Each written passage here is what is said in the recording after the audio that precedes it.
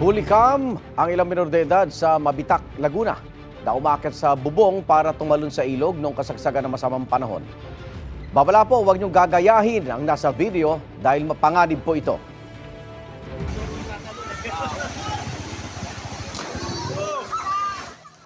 Tumalon ng batang yan mula sa mata sa bubong ng covered court.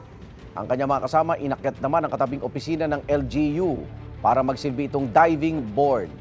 Aminado ang mga bata na ilang beses silang sinaway ng mga otoridad pero paulit-ulit pa rin silang tumatalon sa ilog. Bukod sa ito'y delikado, ilang beses na rin nagbabala ang Department of Health na huwag maligo o maglaro sa maruming tubig dahil pwede itong pagmula ng mga sakit gaya ng leptospirosis.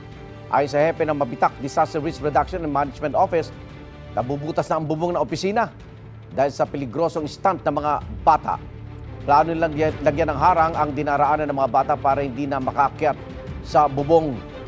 Igan, mauna ka sa mga balita, mag-subscribe na sa GMA Integrated News sa YouTube para sa iba't ibang ulat sa ating bansa.